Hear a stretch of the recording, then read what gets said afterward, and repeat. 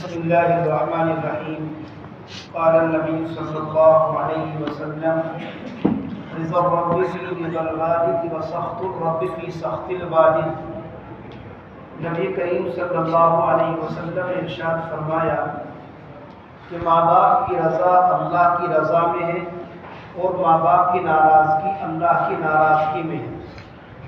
یعنی اگر ماں باپ راضی ہے تو اللہ بھی راضی ہے، اور ماں باپ ناراض ہیں تو اللہ بھی ناراض ہے.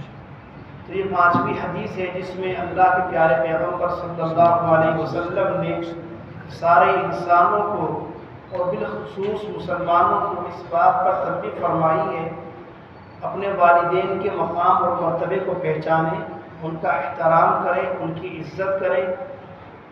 کوئی بھی ایسا کام نہ کرے جس سے ماں باپ کو ناراضگی ہو اور ماں باپ کو تکلیف ہو، کیونکہ اگر ماں باپ ناراض ہوں گے تو صرف ماں باپ بھی ناراض نہیں ہوں گے بلکہ ماں باپ کے ناراض ہونے کے ساتھ ساتھ اللہ بھی ناراض ہو جائے گا.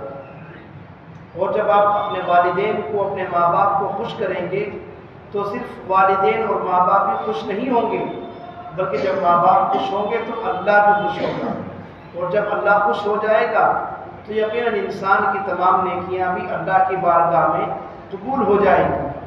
اسی لیے قرآن مجید میں بھی جگہ جگہ اللہ تعالیٰ نے والدین کی اطاعت کرنے، ان کی فرما برداری کرنے، ان کے ساتھ حسن سلوک کرنے، ان کے ساتھ نرمی سے بات کرنے کا حکم دیا اور فرمایا تم اپنے ماں باپ کے لیے دعائیں کرتے رہا کرو.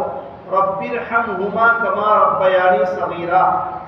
اے میرے اللہ، میرے ماں باپ پر رحم فرما جس طرح مجھے میرے ماں باپ نے بچپن میں پالا ہے، کہ انہوں نے میری پرورش میں، مجھے پالنے میں کس قدر تکلیفیں اٹھائی ہیں.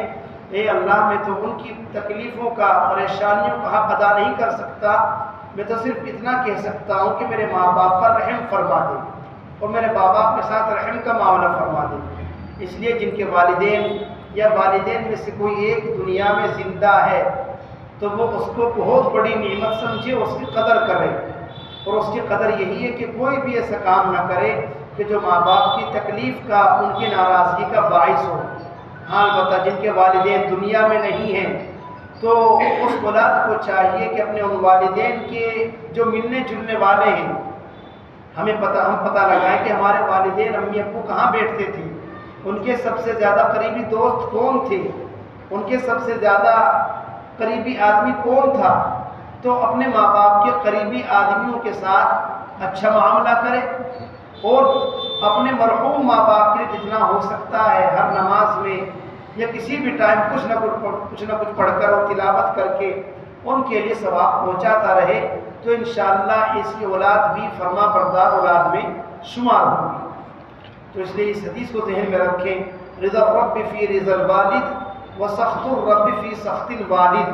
ماں باپ کی رضا میں اللہ کی رضا ہے اور ماں باپ کی ناراضگی ہی میں اللہ کی ناراضگی ہے. یعنی ماں باپ راضی تو اللہ راضی اور ماں باپ ناراض تو اللہ بھی ناراض. اللہ تعالیٰ ہم سبھی کو اپنے ماں باپ، اپنے والدین کی حقوق ادا کرنے اور ان کے ساتھ اچھا سلوک کرنے کی توفیق نصیب فرمائے. آمین. وما علینا الا البلاغ المبین.